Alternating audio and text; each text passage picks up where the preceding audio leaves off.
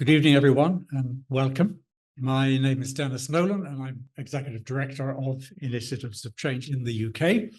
And very happy to be hosting this evening for Judi Conner to talk about her recently published book. A very warm welcome to all of you in the room with us tonight, and an equally warm welcome to all of you joining us online.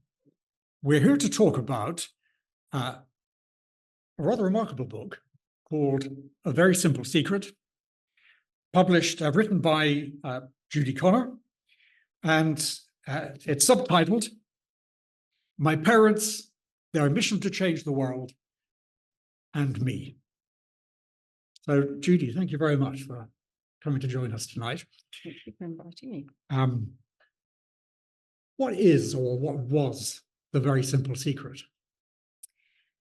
Well, I had A Very Simple Secret as my working title when I was starting to write this book or project, so research. And when it came to publishing, I decided to use it because it seemed to refer to at least three things. For one thing, I mean, basically it's a song title.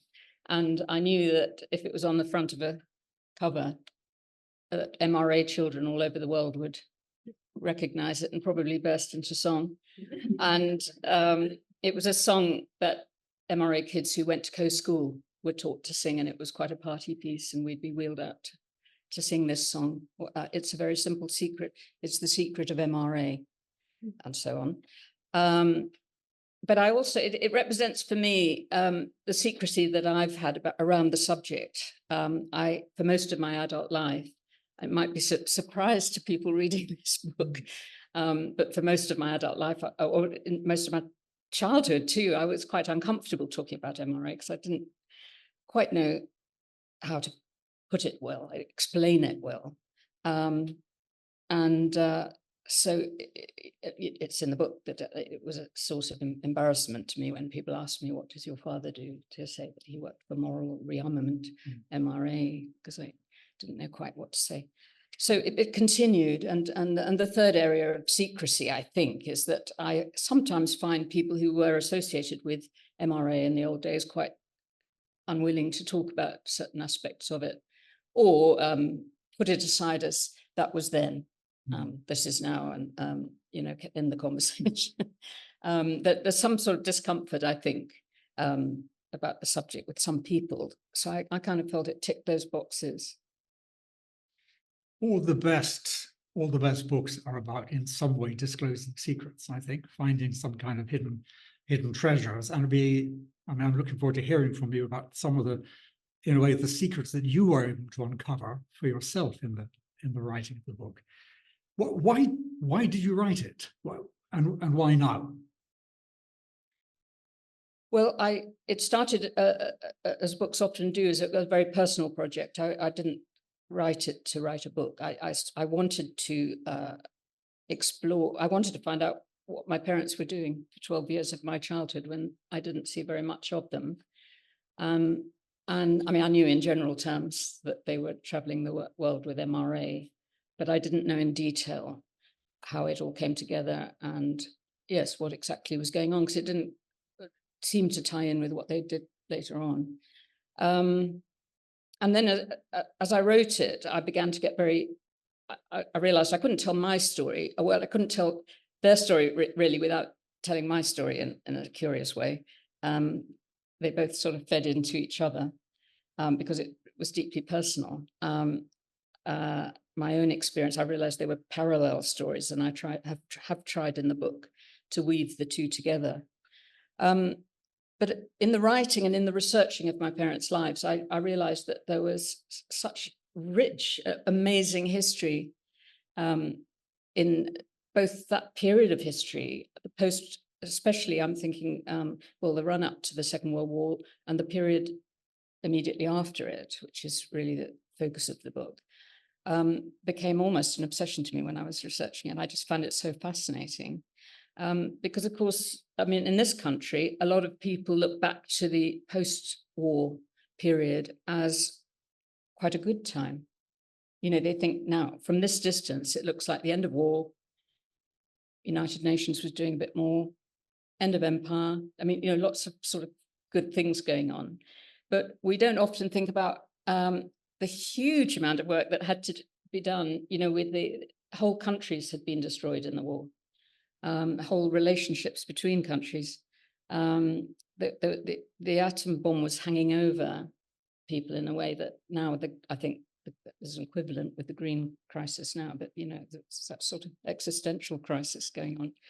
And very fascinating how the work of MRA interwove with that period of history. Well, they did see themselves as something far more than as an evangelical movement, didn't they? They were out to change history in some way, to engage with the biggest issues of the day. Yes, I think that especially after MRA started as the Oxford Group before the Second World War, and many saw that as a kind of Christian revival movement. I think from the point that the founder, Frank Bookman, called it MRA in 1939, 38, 39. Need to read the book again. And it became known as Moral Re-Armament. There was a bit of a change in emphasis, and it became much more global and inclusive, and yes, very much dealing with the big themes of the day. And so what was it that attracted your parents both got involved with it in the years before the war, didn't they? Yes. Yeah. And in the university, your father at university? Yes, they were both. What was it that attracted him? Yeah, I think that interested me, the fact that they both came from very well-to-do families. They had good prospects in life. My father was studying history at Cambridge and was kind of imagining that he'd go and work in the Foreign Office because he liked international affairs. And my mother was learning languages, and her parents were based in, they moved around with the army, but when she met the Oxford Group, they were living in Alexandria in Egypt, and she was studying Italian. She'd already got fluent French and German. She was looking forward to a life as probably a translator or something like that. I mean, she had in mind, I think, career and marriage probably in the context of that time. So they both had a lot going for them. I think they both had experiences in their lives which made them realize that it wasn't quite enough to have a lot going for them. They wanted to have a great purpose in life. And I think that was much more that it seems to me that there was a lot more of that language around then amongst young people. So at least certainly amongst their peer group and the others who joined the Oxford Group, there was a real actual discussion about the world deteriorating, the war of ideas. Were you going to join communism to go and fight in the Spanish Civil War? Were you going to stop the rise of fascism in Germany and in Italy? There was that context which did really capture the imagination, I think, of a lot of young people. And yeah, I think that's what motivated. I mean, there's more detail, but I think you can read about it in the book. Yeah, and then the war. I mean, in spite of people's efforts to divert it, the war happens and engulfs the world. And your father goes to. There's actually a deep connection with Egypt, isn't there, throughout your family history? Because you said your mother was in Alexandria as a young woman, growing up, her parents, and then your father goes there with a tank regiment in the war, fights at El Alamein. And afterwards, we'll come to this later, but afterwards they were deeply involved in the Middle East, weren't they? Yes. And their MRA activities. I was wondering whether could I read a couple of passages from this, of course, which really, really struck me in Bill's experience of the war. But because it also gives you a sense of the context of Bill's sense of his place in the world and what he wants to give his life to. Okay? Absolutely. So I'll go to the lecture and then change of voice. I'm not going to try and, I'm not Bill, I'm not going to try and channel Bill. See if I can find this. This is taken from his diaries and letters, his account of the tank battles. Yeah. Yes, he kept a diary in the tank, very detailed actually. And he then, the one thing that he did write about his life was his war time memories, and based on the diary. So it is pretty accurate. So he joined the King's Royal Irish Hussars. He was born in Ireland, wasn't he? So Yeah, there's that's a right. strong Irish link there. Mm-hmm. And they get shipped out to Egypt. When the British attack began, it was only on the second day that the reality of fighting sunk in for Bill. And then a lot of this is quoted from his diary. Up to then, I had been thrilled to be part of the war.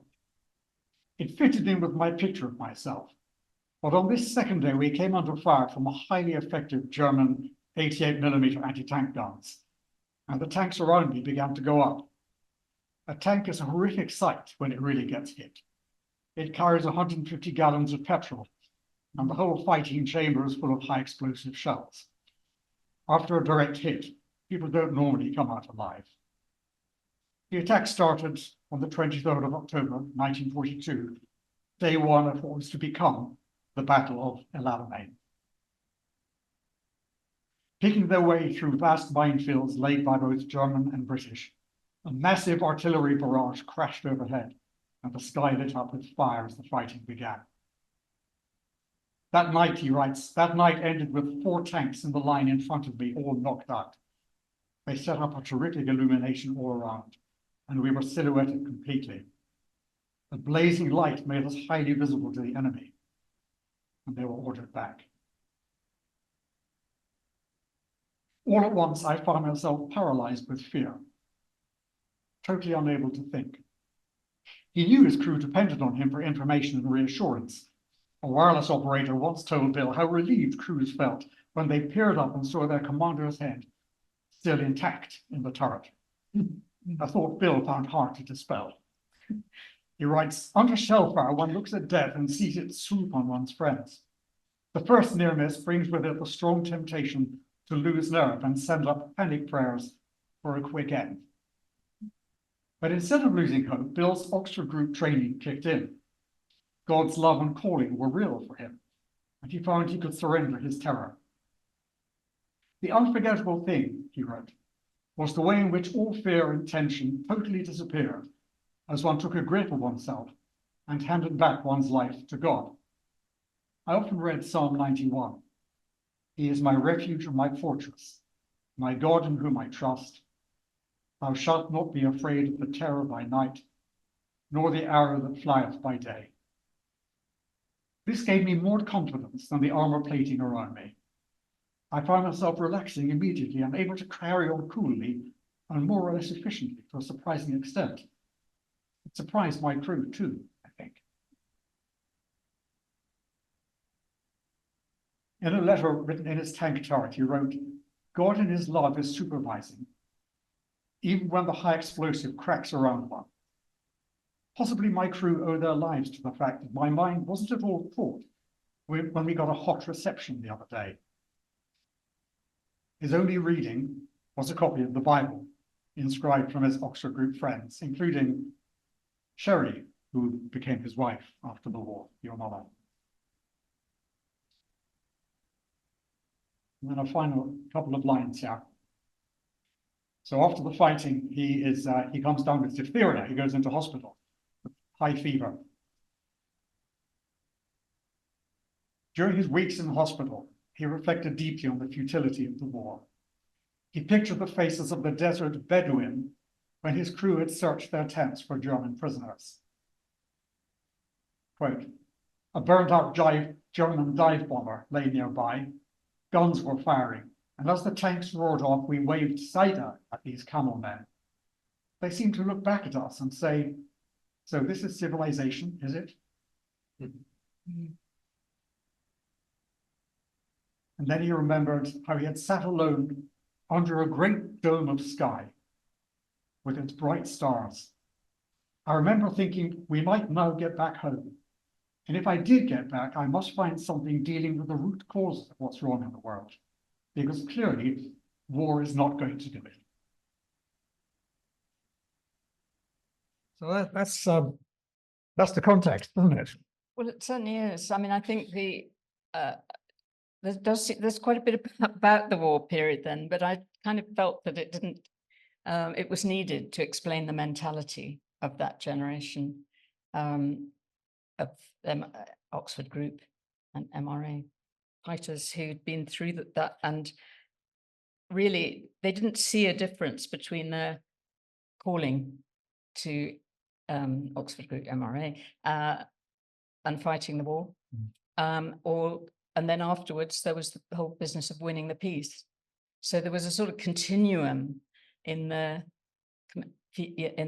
what they were doing, and I think the army thing very much informed my father's later sort of disciplines in life, and he kind of he was often using the military metaphor. Actually, lots of people in MRA were of that generation, because it meant so much to them that you had to sort of kind of cast your ego aside and and get your head shaved and your uniform on, and you didn't matter. It was the cause, and I think they carried a lot of that culture into the MRA work. What was the cost of that for them, do you think, for your parents, that they didn't matter?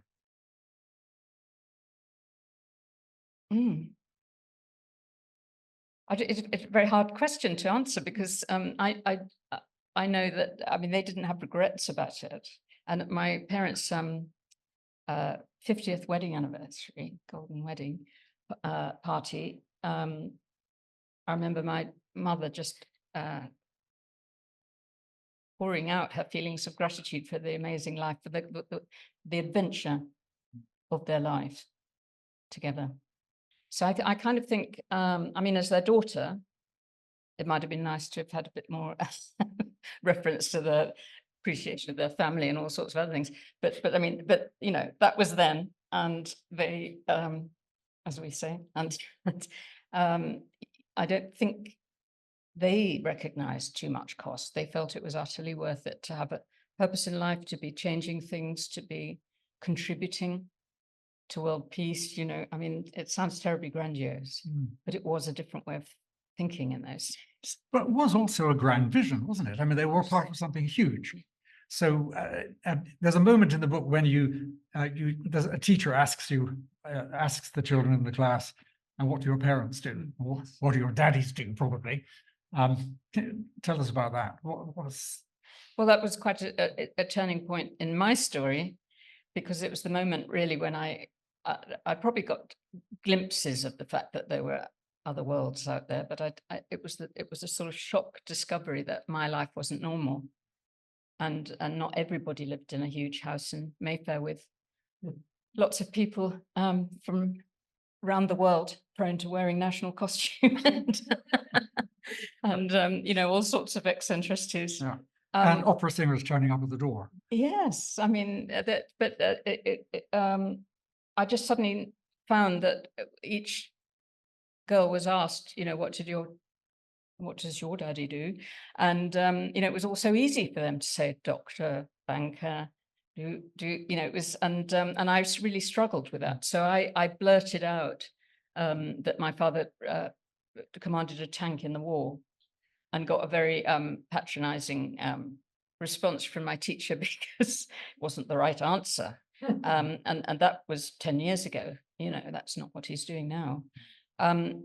So I went home and to the house I was living in the MRA Centre, and I don't even remember who I mentioned it to, but I must have mentioned it to somebody. What's the answer to this question? And instead of being told what to say, I was given a booklet called Ideology and Coexistence. I So think how old were you? I was 5. And Yes. And it all seemed perfectly straightforward, in fact rather easy. So I just put it in my satchel and took it along, expecting to have, because I was, I as a child at that age, I loved pleasing people in whatever context I was in, and the teacher was somebody we had to please. So I produced the envelope, and she took one look at the booklet and kind of looked very uninterested indeed.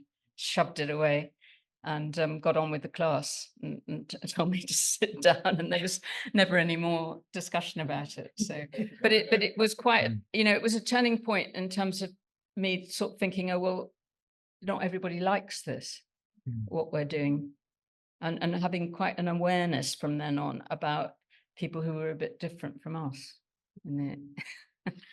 And different in what kind of ways?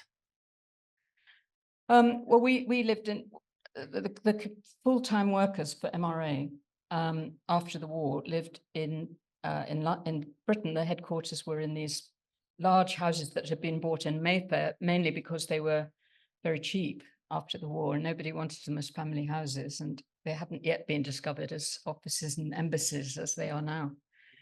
So they were snapped up as useful office places and so on. So there was this extraordinary community, but we all, there were several houses in the same street and just around the corner, and we could go in and out of all these houses, and we lived in this little hot house of eating together, socializing together. And we didn't, I think I did go to an occasional birthday party at school or something, but that was all very quick. And it came, I don't remember, I never had a friend back to play or anything like that. Why would that be? Well, it may, I mean, there are an awful lot of things in it that come out in the story, which may just be not necessarily part of the MRA culture. That may have been a thing of the time. I'm not sure that, I mean, I don't know whether other people had sleepovers back in the 50s and 60s. I don't know if it was a thing like it is now for kids, or, and play dates and all. I don't know. I honestly don't know. But it may also have been that the adults, it was a very adult community, as was the conference centre at Coe, where I then went on to live. And, there was a lot going on. So that was the priority, the adults and their work. And when you go to Coe in Switzerland, then you're entirely within an MRA world for a while, because you're actually at a little school there, which is just for the children of the movement, aren't you? So in some ways that made life easier, because you didn't have to answer the dreaded question. The teacher knew the answer. Yes, absolutely. Yes, but as I've mentioned in the book, there's do you want me to even read that excerpt? I'd love you to read a bit. Read a bit from your code. Even within the context of a little school attached to a conference centre, there were glimpses of it's probably better to read the book. Do, please. So, I mean, I need to remind, if people haven't read the book, that I'll go up here, shall I? If you like, if you're comfortable. My story, if you haven't read the book, is written from the point of view of the child. And so it's, if you could imagine, this is a 7 or 8 year old writing this bit that I'm going to read. And it's my reflections on living at Coe. Back at Coe, we knew people came there with all kinds of ideas and opinions, but the central message we learned was that MRA was right for everyone. It was the answer. Whatever others thought of it, the MRA life was the norm. One of the Colwell brothers' cheerful songs confirmed this, and its chorus would echo in our heads. I don't think I'm going to sing it, but normal living, normal living, normal living in the land. If you think it's strange, then you'd better change, because it's normal living in the land. We got the message. If we didn't fit in, we'd have to change our ways until we did. And it was easiest just to try to fit in the first place. Nobody had to tell us that some people had a different view of normal living. I'd started to see this in London, and even around the village of Coe, there were signs of us and them. Us was the team who understood guidance and the 4 standards. I've explained what those are earlier, and spoke about the work and the battle.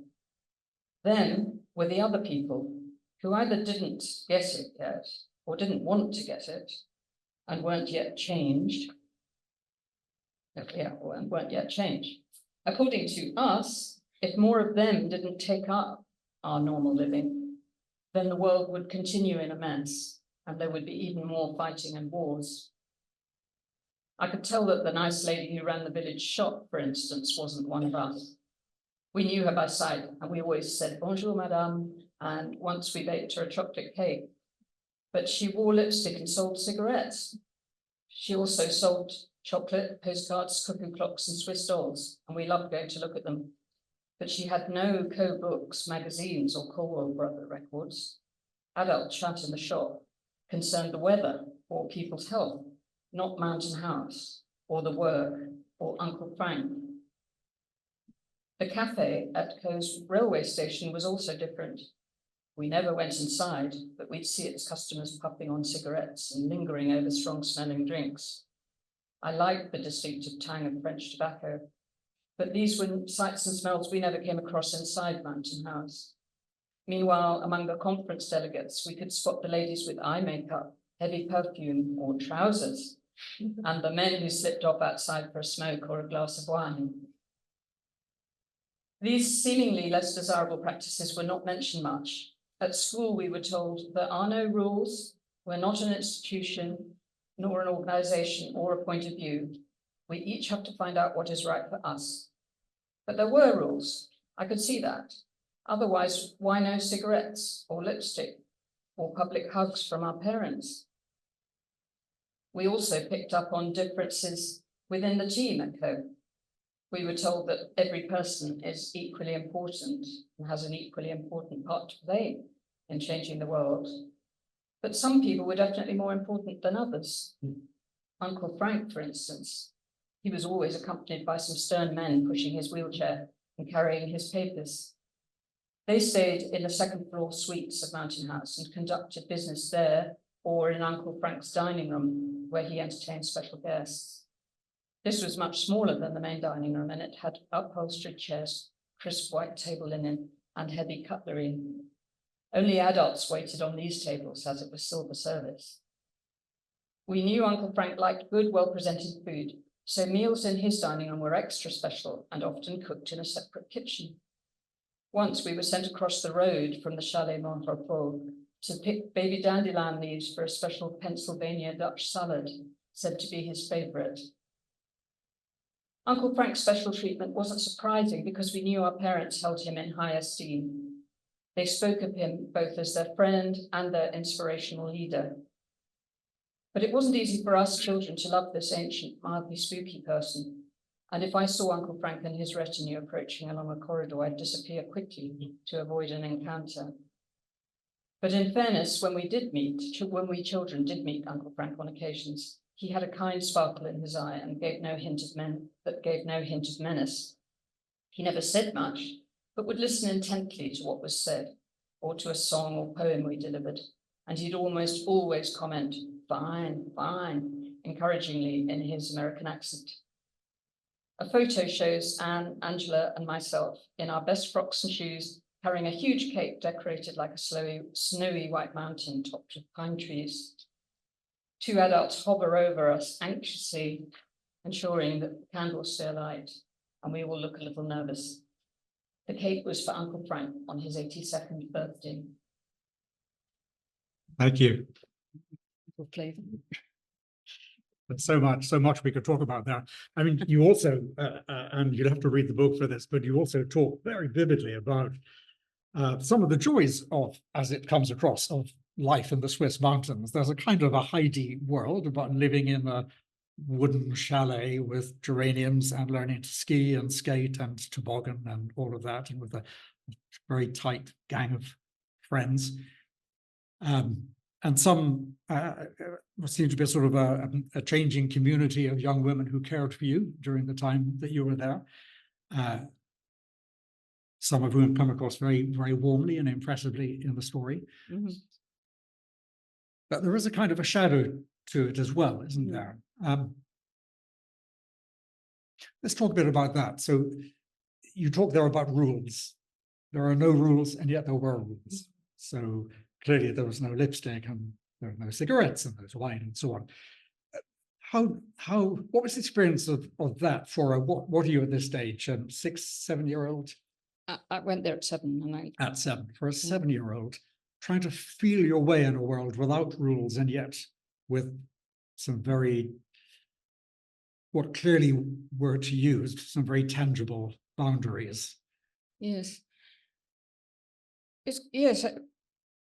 Right. Of course, there were rules. I mean, but the emphasis was very much, even for us children. I think we were treated like many adults. I haven't really thought about it, but I think that was the case. That I think that adults around us badly wanted us to follow in the mold and follow what they were doing, but they wanted it to come from us. You know, so they were keen that we should learn about quiet times and things so that we could solve our problems for ourselves. But we were still very young to grasp those. So their efforts, I mean, there's so many different stories and so many viewpoints. So others might not agree with me who were there, but from my point of view, it wasn't a very real process learning about quiet times, and which was a time to listen. Be quiet, listen to God, and then you get instruction on what to do. It's quite a big ask, I think, for a 7-year-old. There were younger children than that.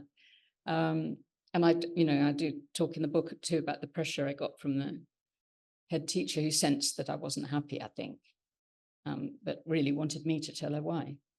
And I found that a very perplexing, and I still shudder a bit to think about that whole time, because there's a whole. I felt I wasn't getting things right, but I wasn't sure exactly what it was. I wasn't fitting in, and I think what it was it's true. I wasn't fitting in because we weren't allowed to be it sounds so modern. I was about to say authentic selves, which sounds so not quite right the way of putting it. But there was no emphasis at all on us as individuals, I think. Bringing out what particular gifts does that person have, or this, or I think it was, I don't know what was going on quite. I mean, I imagine it was mostly about childcare and keeping us very well looked after and in a nice place and things while the work went on. I think that was the sort of. So you're kept physically safe and in this lovely environment. But what comes across in the narrative is a sense of sometimes an unspoken but a very real pressure to conform to a model of behavior and thought. At the same time as a strong spoken message about being yourself and being absolutely finding your true voice. Confusing, yes. Yeah. Do you remember, were there moments when you managed to break through that? Can you identify times when you found that voice for yourself, or did you just keep your head down? Sounds an awful thing to say, but my main, and memory, at our great age could be deceptive, but I can't. I mean, my overriding memory is of this desperation to sort of do the right thing and preempt. I mean, a lot of it was about preempting trouble. I mean, not that I wasn't in trouble, but I don't want to be hauled aside to have a quiet time about why. And that's why, I mean, we'd sometimes even lie to get good thoughts from our quiet time. We'd sort of make something up because it would, kept the grown-ups quiet. It seems awful to say that, but that's how it feels looking back on it. It just feels honest to me, and that the whole attraction of the book for me in reading it, and if you haven't read this, I recommend it. It's absolute page turner.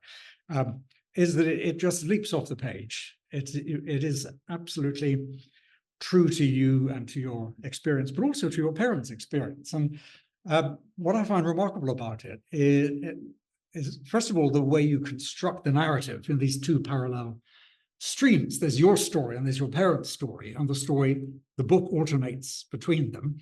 And when you get to your parents, you talk about yourself in the third person. So you're standing aside from your story there and seeing it from very much from their perspective. And then suddenly you turn the page and we're back in your world. And that's fascinating. It's a device that's very familiar in fiction, but it's not very common in biography or autobiography. So a really, really interesting experiment there. The other thing fascinating about it, to my mind, was the way you hold back any sense of judgment. of your parents.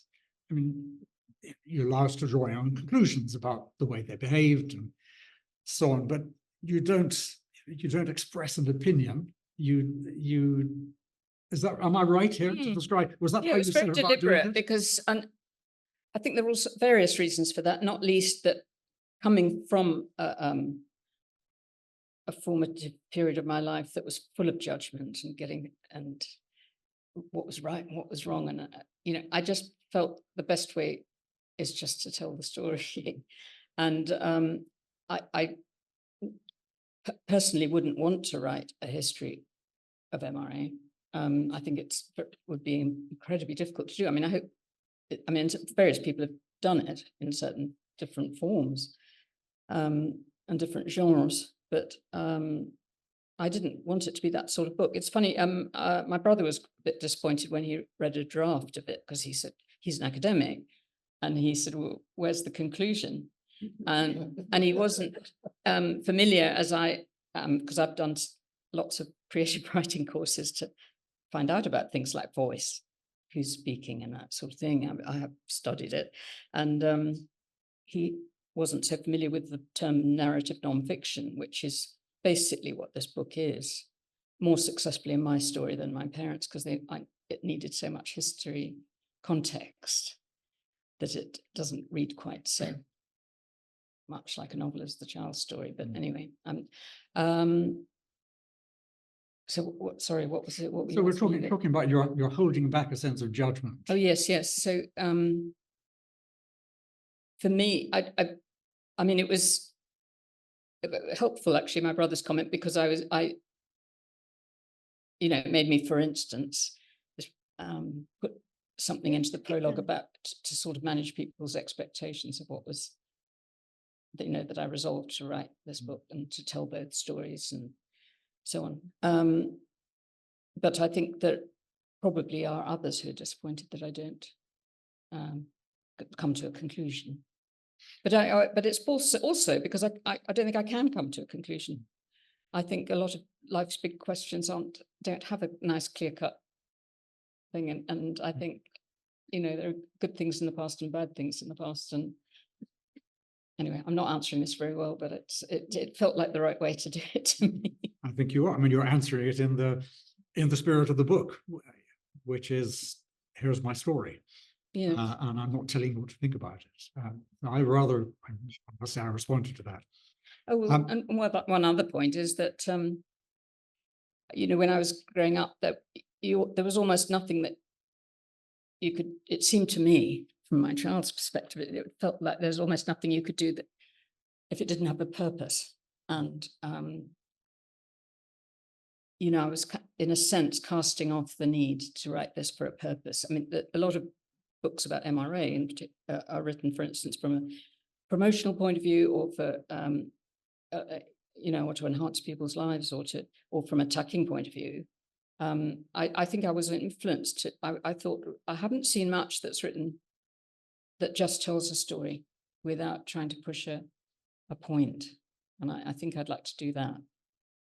What's the response been now that it's out there? Well, I'm thinking particularly of people who don't know about it, didn't have a background in MRA. What kind of feedback you're getting from them? Well, I've been amazed because I imagined that this was going to be quite a niche, a niche subject. But I am amazed at the interest there's been. I've just been on a series of events connected with the book, invited to do in Norfolk, where I spend a lot of my time, and Norwich is quite a centre for books and things, and they had a City of Literature Week, and they had 2 book fairs, and I was invited to each one of those and talk to people. But one of the events I thought was most daunting, apart from this one, was talking to a book group in Norfolk, which turned out to be 20 formidable women, none of whom had ever heard of MRA before. And actually, it turned out when this is an aside, but when I got there, I discovered they don't normally spend the book group talking about a book either. It's all about the food and drink and, oh, do we have to discuss a book? But actually, you know, it was one of the I've been best. to book groups like that. Have you? Well, it was fun. It was, but I was beginning to wonder what on earth I was doing there, and being thoroughly ignored by most of them because they all were there to meet their buddies as well. And then when it did suddenly change tune, and we went into another room and sat down together in quite a crowded room actually. There was suddenly an outpouring of discussion, such as there were 3 going on at once at the beginning, and somebody had to sort of kind of get it a bit more organized. But none of them had ever known about MRA, and they were incredibly interested. They really, I mean, in the history, in MRA itself, I mean, one of them kept saying on again and again, it was so professional. It wasn't just any old charity. It did all these big things, you know. No, it was extraordinary. But one question that comes up again and again with people who don't know about it is it a cult? And that was actually the first. I think that was the first question at that book group. And how did you answer that? Well, my ideas have evolved on that one. I used to be very worried about calling it a cult, and I don't think I call it a cult in the book. I talk about how I think it became very sectarian and cultish. I think I say that. And I used to, when you Googled MRA, and possibly still now, one of the things that comes up from Wikipedia is Glenn Close's interviews on having the film actress on having an actor on having a MRA background, and she's very angry about that, and she calls it a cult. I've done a lot more reading about it, actually, almost since, because I've been asked about it so much. I've done quite a lot of reading about it, and I think it's a very difficult word, cult, because as some academic in America said recently, people always use it in a pejorative sense. I mean, if someone describes something as a cult, you can be fairly sure they think it's a bad thing. So, whereas in fact, I mean, the word cult, which was very new, apparently in the 60s and 70s, it wasn't really used before in an English language. I think it's got slightly different connotations in French and other languages. So we're talking in English here, but it came into use, you know, in the 60s and 70s after the Korean War for various reasons, and it was used to be associated with rather extreme and destructive, I should say, groups like the Jonestown massacre and some of those very violent cults. And nowadays, the word's got such a broad use that it can apply to corporate culture. I mean, the BBC is a bit of a cult. If you look at the definition of what a cult is, in terms of jargon and having your own way of doing things, and so it's, I acknowledge it's a very difficult term, but I do now feel that MRA went through a cult phase and was a cult. When you look at some of the aspects of it, I think Frank Bookman developed a very centralized system of control. And I was quite looking at going back to original materials in the Bodleian, the Oxford Group archives there. Some of the letters to and from Frank Bookman I found quite shocking, including one that I mention in the book. That's supposedly but it could have been one of his, you know, he was quite a sick man at that stage, so it could have been one of his circle, wrote to my father saying, where the hell are you? You're supposed to be here and you're not, and I don't know what was going on then. I tried desperately to find out where they were and what was going on, very intriguing. But there are other letters which are also mentioned in the book, quoted in the book, where that are written almost adoringly to him. My father shared most intimate details of my mother's labour, having my brother. You know, that it was very hard labour, but it was in keeping with the battle. And I mean, it was, you know, the military metaphor. Right? Oh, probably. So, well, that was constantly there, yes. But in the whole MRA culture, I think. But sorry, where was I going with this? Those letters. Oh yeah, so there was so I think yes, I think there was a hierarchical, centralized culture that I think arose with. I mean, I'm not an expert, so I'm very happy to have another discussion if anybody knows more about.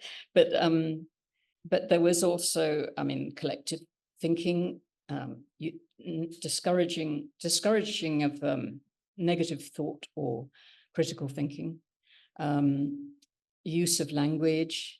I think Frank Bookman was amazing how he pulled everybody into his vision with very sharp, short phrases that really rang true to people. You know, the use of fear to keep people on board. I mean, whether it was fear of communism and the Russian threat, which was kind of real in those days and actually real to many people now, but not in communist terms. But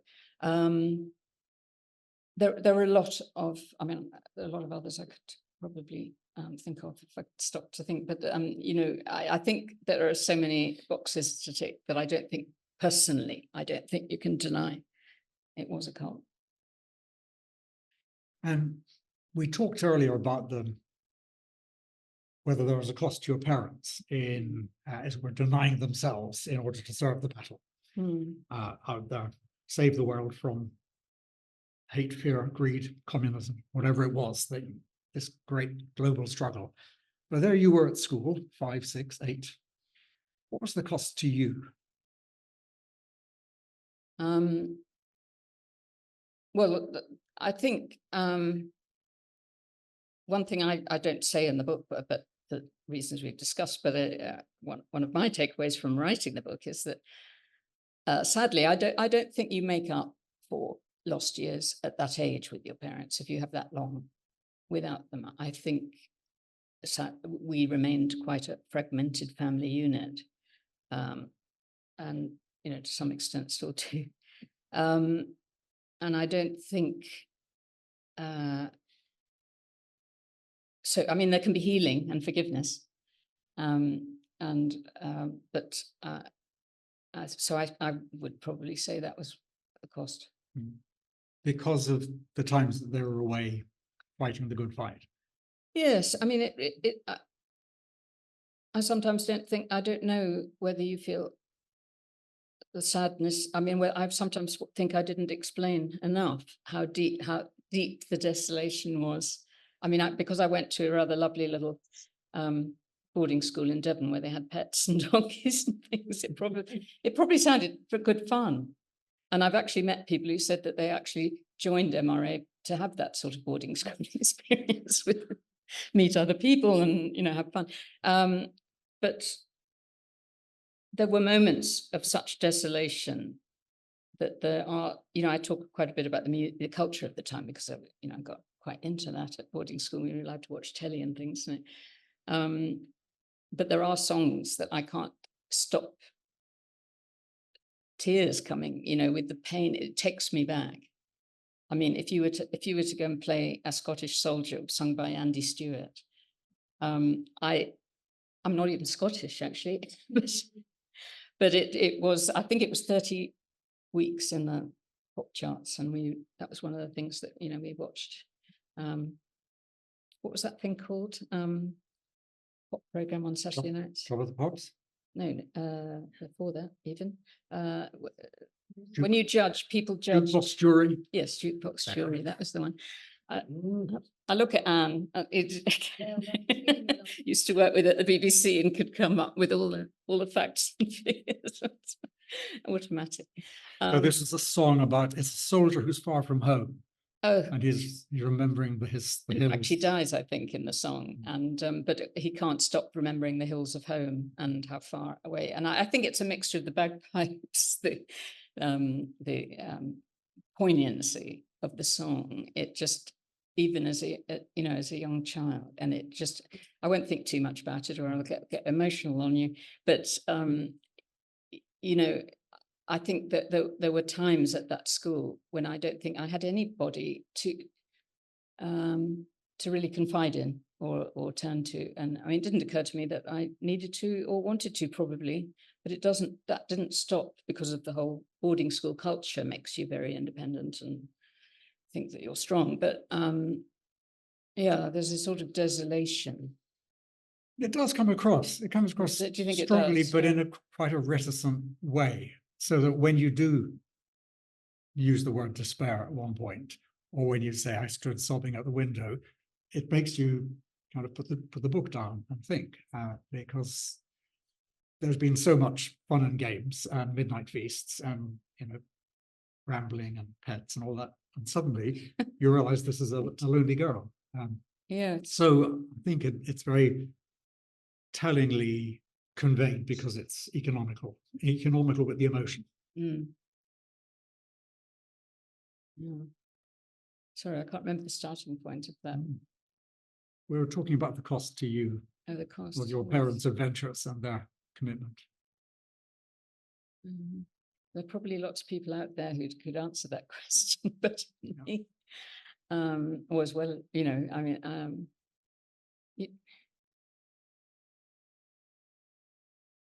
was there something you were thinking of that's mentioned in the book?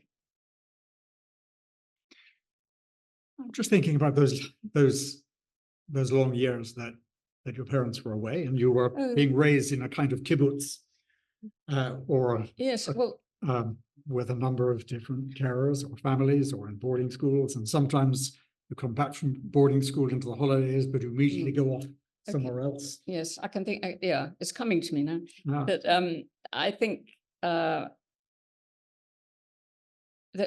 it's funny. I mean, I spent many years thinking about having to work through lots of things as an adult that I think arose from that sense of abandonment at that time. And I think it affected, as an adult, relationships and even the way I behaved at work, or that there were lots of ongoing things that I've kind of had to think about and work on. But the funny thing is, I realized that when you think about such things, sometimes even the things you think of as bad things or painful things sometimes help you, because I actually think that there was pain and there was much too much of me putting a wall up to sort of stop people hurting me again in life and things like that. But then I wonder, well, I think that helped a lot, branching away from the MRA world and going to uni and going to work at BBC. It probably stood me in very good stead, being plunged into, I mean, there were lots of other things that probably helped too, but having grown up in quite a global culture. But, I was, as a young researcher, plonked into countries that I didn't know at all. And there was war zones even, and told to make programs and things. And I set up programs. And, I think there's probably all sorts of things that I could draw. So I'm not sure you can always separate out The cost from the gain. the cost from the gain, Yeah. always. But but having said that, I don't think we should ever cover over and not acknowledge the pain. And I think one of the most important things I missed out, I think, when you were talking about, why I wrote the book, is that I think there were, I'm absolutely not alone. I know amongst other MRA kids who felt that abandonment and neglect, and I don't think that should be. It's been a relief to sort of be allowed to acknowledge that in this book, because I think, especially at Coast School, we didn't feel listened to or important, or as individuals anyway. Anyway, I'm rambling on now. No, you're not rambling, but we're coming up to a time when I'm going to invite you to ask questions. So a couple of last thoughts from me. What do I want to ask you? Oh, well, look, this book could have no doubt have been 3 times as long, but you stopped quite suddenly. How did you decide where to end the story? Well, it was mainly because that was the period I wanted to research about my parents' missing years. I don't want to spoil the end of the story for anyone who hasn't read it, but there was a bit of a natural story shape. I mean, also in telling it in narrative fiction terms, you part of the rule it really is that you need a little bit of a story shape. So you build up to the sort of crisis and the denouement and or whatever. I mean, there are lots of different ways of doing it. But also, I think for me, it got much more complicated, and also MRA got much more complicated too. I think there were. Oh, I mean, there's so many answers. You mean to this historically question. as a movement, or Historically in your as a movement, a lot of things. My parents' work changed a lot, and I couldn't have continued anyway. The book's far too long as it is, so I don't. But anyway, to answer about why I felt it was valid on its own is, I think a lot of what my parents went on to do with their work in the Middle East is off the record. I mean, the nature of that twin track diplomacy, it's remarkable that someone's managed to write about that. The Cyprus incidents that are mentioned in there. His closeness with Archbishop Macarius. And all of that. Yes, I never knew before doing that research about that my father was in this room sort of typing press releases for him, for the Archbishop and things. I didn't know any of that. But it would be even harder to write it when you're talking about trying to bring peace in the Middle East or things like that. It's the nature of negotiation. I mean, we're not hearing now that people have been trying to negotiate in the Middle East since the and Gaza, and it goes on and we don't hear anything. But it's that would have been impossible to research. Yes, MRA was changing. And also it gets very complicated because there was a funny sort of period it moved on to, which was definitely a different chapter. And I think other people are writing about this one. But I think there was this pressure, which I managed to escape, but for MRA children to become full-time, and a discouragement of them entering higher education and getting careers. And I think there were the coercive elements I mentioned before continued. And so there were, there are any number of books that could get written. I think I just had to stick to mine for now. Okay, Judi, thank you very much. I'm going to invite questions now from the floor. And just hold on a second. I'll ask you to put your hands up in a moment, and there'll be hands going up on screen.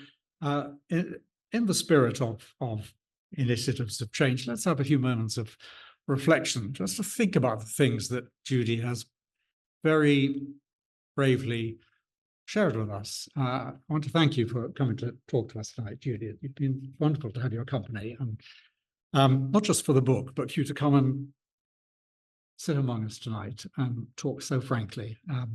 It's a great privilege to be with you. So look, let's just think about what we've heard and what we'd like to ask. And I'm going to have a look on my phone and see what questions are being WhatsApped to me.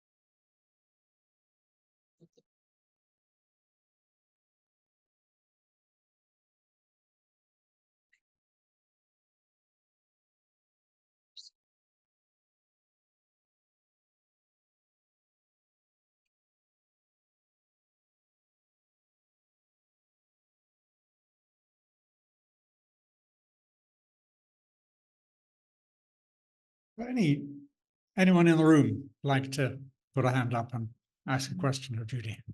Yes. Tell us your name. My name is. Can you just speak into the microphone? Thank you. Good evening. Thank you very much for this fascinating discussion.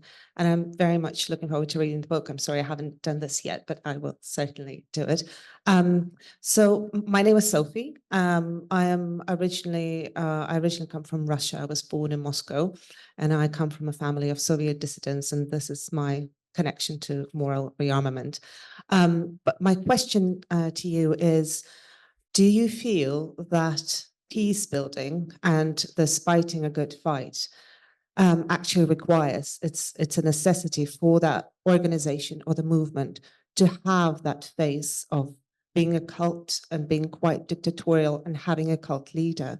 And if I may, just to give a little bit of context to my question, because I have really been thinking a lot about it recently, because I've been, even though I'm a political immigrant, I've immigrated to the UK in 2007, but I've been following a lot the story of Alexei Navalny and his movement and his fund, and his personal journey to Christianity, and how he's become a politician and regarded by politicians, human rights activists, journalists as a leader of the opposition, was a leader of the opposition. But so many of the people say that he really is that, he was a cult leader and actually continues to be so.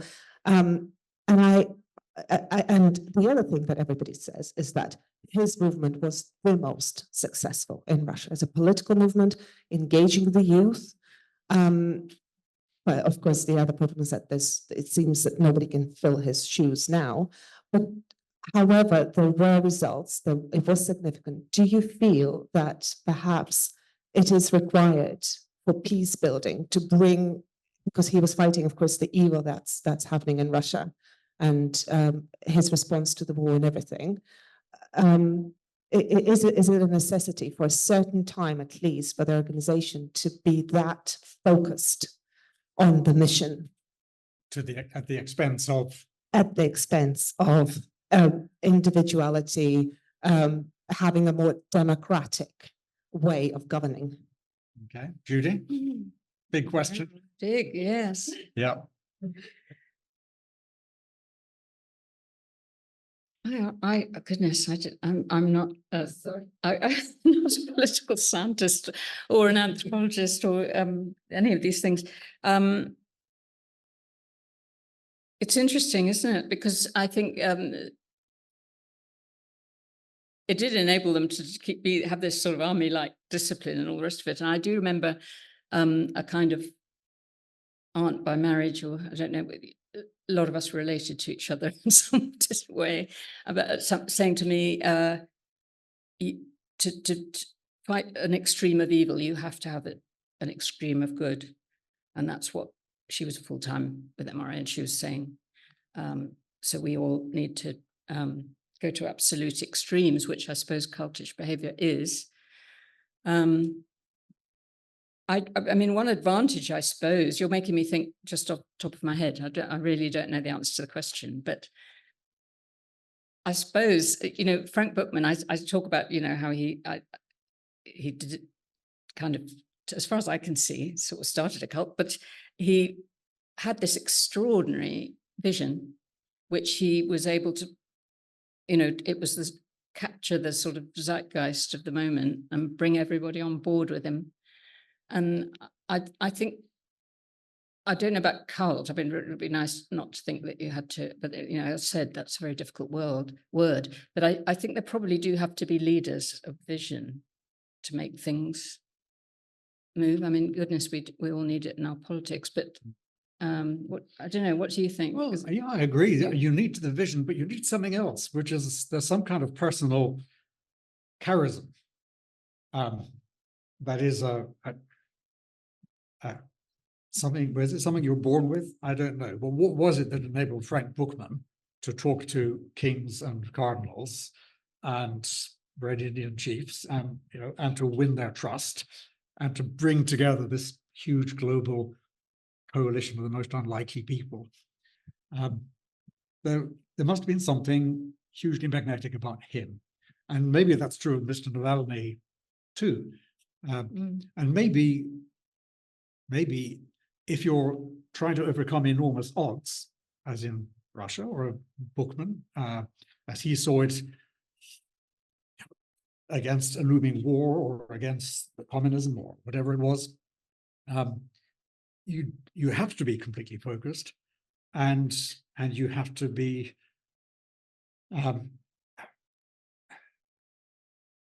you have to have that kind of magnetism that it makes people prepared to lay down their life for you, or at least, well, for you and for the mission. They become the same thing.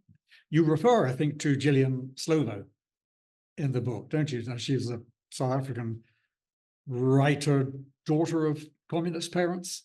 Yes, I was fascinated. In fact, I think her book was one an inspiration too, because her book, I can't remember what it was called, but her sister made it into a film called A World Apart, and it was about growing up in a communist family, and there were such similarities to the way she talked about growing up in a communist family, and they certainly were.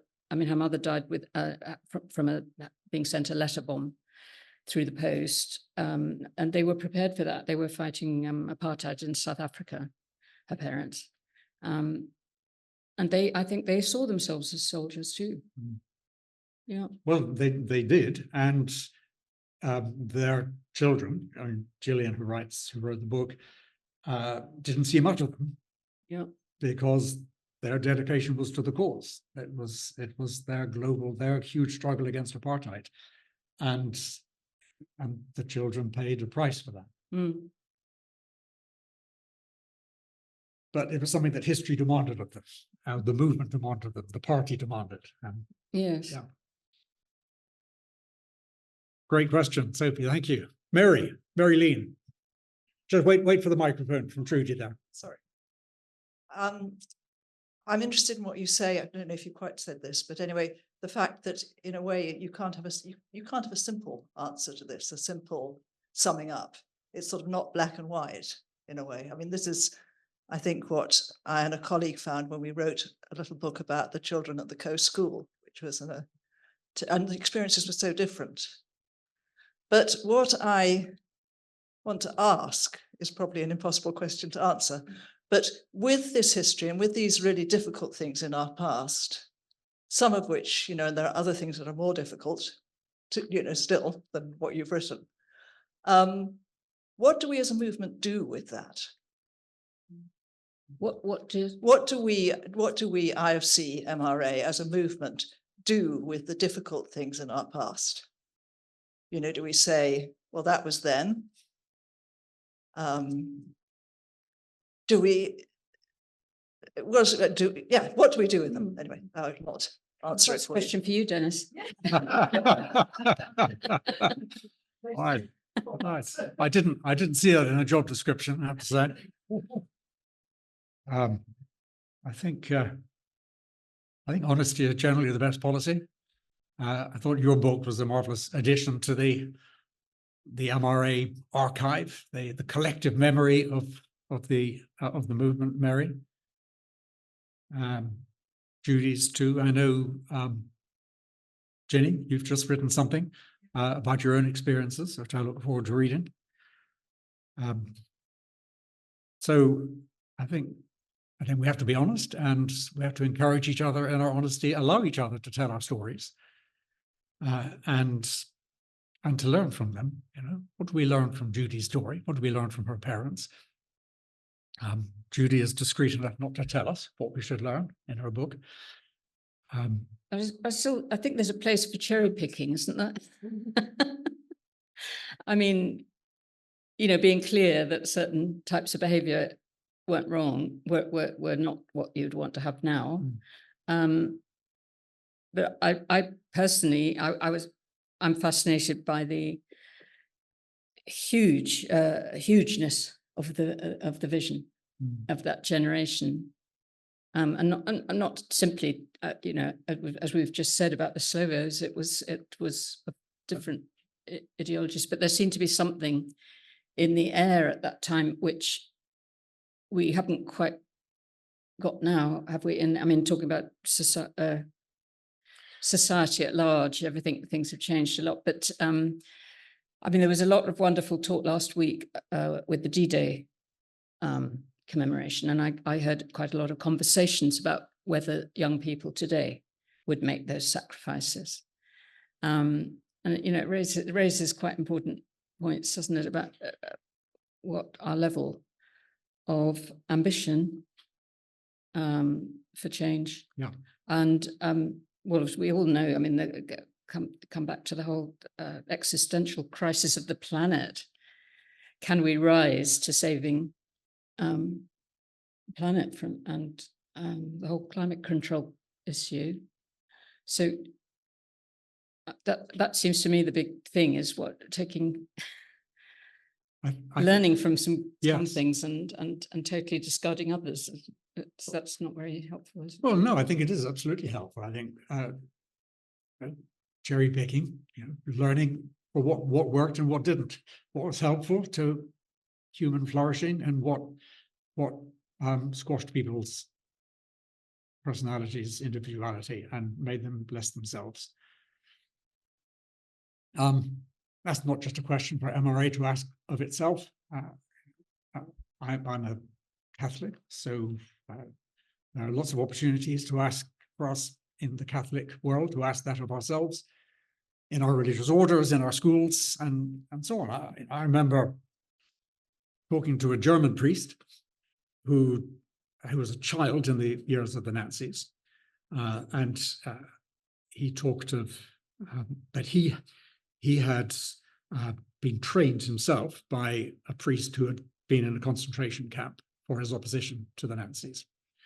And this priest, this man who trained him, said, Germany was an intensely Catholic country in the years leading up to the war in the 1930s. When it wasn't intensely Protestant, it was intensely Catholic. And he said, we were completely unaware of the fact that our Catholic training made us ideal recruits for National Socialism. Ideal recruits for National Socialism. Because what it taught was obedience. It didn't teach critical thinking.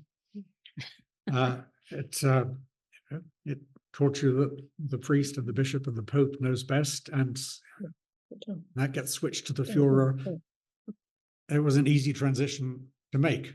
And then, of course, everybody in those days believed my country knows best. We're more skeptical about that now. And I think that's a good thing.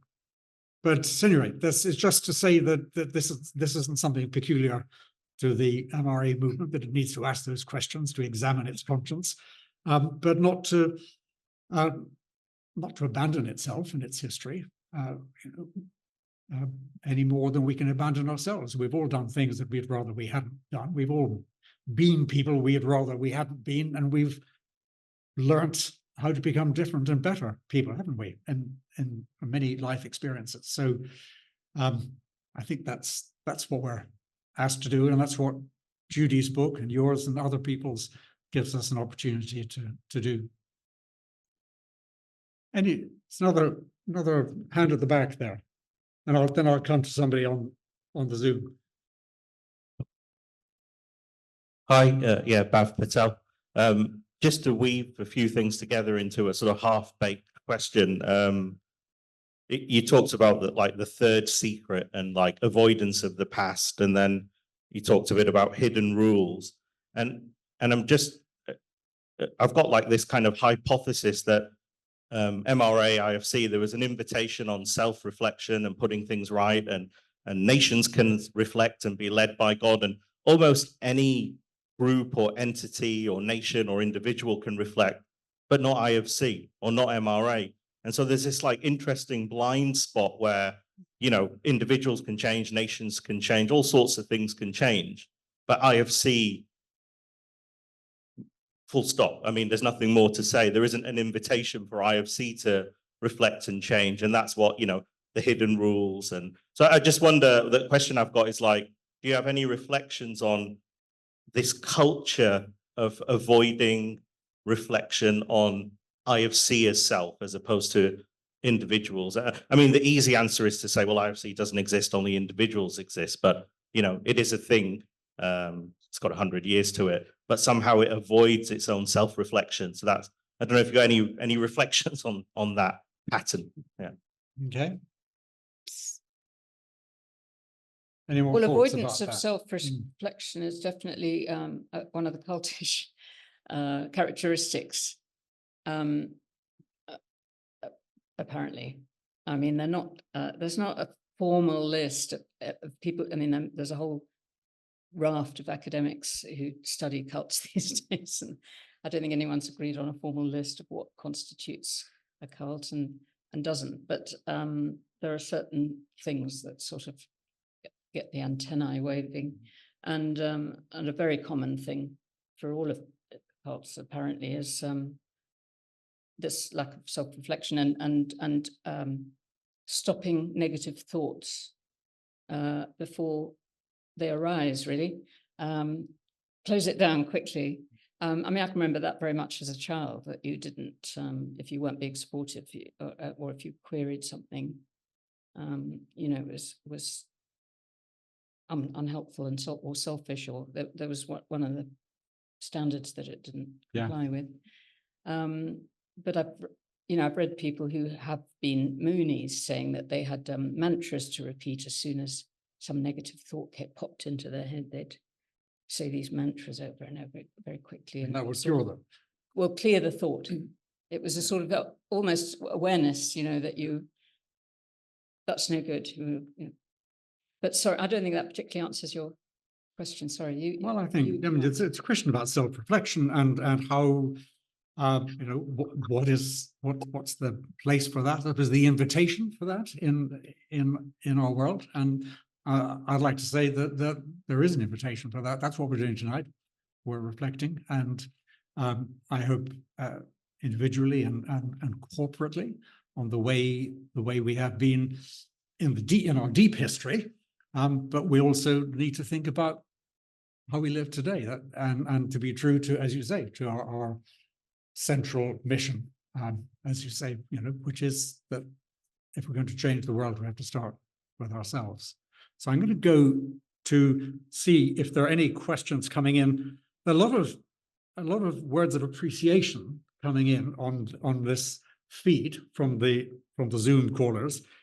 Thank you. I'm looking for, and I'm going to share a couple of them with you. Marion Porteous in New Zealand, I think. Writes, Judi speaks for many of us in her book, and her story makes me feel acknowledged, heard, and less alone. And then Linda Neal in Canada says, it's important to learn from the past. Life is a process. And then she says, what's the lesson about what was effective and what was ineffective? I think we've touched on some of those things. Yeah.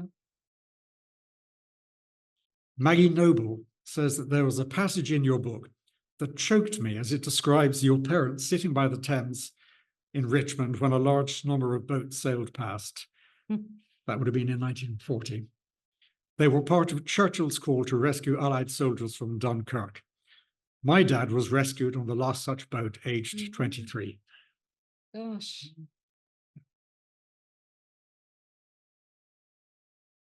And then Alison Dodd says, I identify so much with your story, all the pain and joy. I haven't been at the Code School for 3 years at the age of 5, while my parents were in India with MRA, and they only visited once.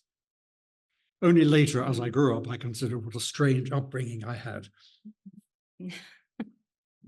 Interesting. Yeah. So lots of close identification there. But she goes on to say how very grateful she is for having heard you speak tonight. Do they realize we can't see them on the screen? So yes, you feel very remote, sadly, but it's very nice to know that you're all there. Wonderful to have all those presences. It is amazing. Near and far. Angela Elliott, I absolutely loved your book, Judi. So impressed that you were able to allow your parents to speak their own experiences and yet be true to your own. The lack of judgment is wonderful. Your book brought back memories of the close school. My dad and yours were together at Cambridge. That's right. So it was great to learn more about your dad and mum, things I had not known from my own parents. Thank you for this wonderful story.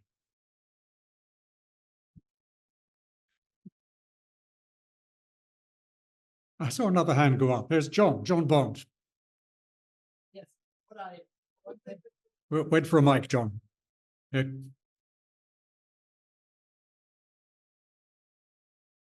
One thing I appreciated about the book is that in the official MRA literature, you read about a thing like, say, the World Mission, and it all is expressed in very terms of it all went well. And then you have gone into research somehow, and you tell of a wonderfully chaotic mission, which Behind the scenes. yes, which gave me great hope, because when I launch into a mission, all kinds of things go wrong and so on, and I think, boy, they must have done it better in those days. But it was just wonderful to read, for instance, about the World Mission and going to places like Baghdad and Cairo, and the way that it all happened on the last minute. And anyway, it gave me a sort of lift to realize that maybe we don't make so many mistakes as. I really enjoyed piecing those together, bits like that, because I'd always heard about them, my parents being the Vanishing Island or whatever, but it didn't mean anything to me. And it was so wonderful to find that different memoirs, different angles on the same trip, and from different people who'd, for me, that brought it alive to what was involved. Because it's quite hard to visualize. That's another thing, isn't it? It's the nature of the work. What did people do every day? It sort of brought it to life, didn't it? That young French student going off to the Philippines and not knowing what on earth he was doing. It was very... And the colossal ambition of things they did. Let's take 100 people around the world, and you'd send somebody ahead to Tehran or Bangkok and say, find a theatre and accommodation for 100 people, by next week. Oh, and by the way, make sure we have appointments with the Prime Minister, and somehow these things would happen. Yes. They had enormous, what's the word, chutzpah.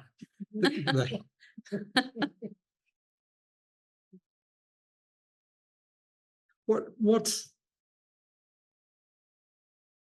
looking back now on writing the book, what was the experience for you of writing it, Judi, and now having written it? Does that take you to a new place? Yes. It's sort of unfolded.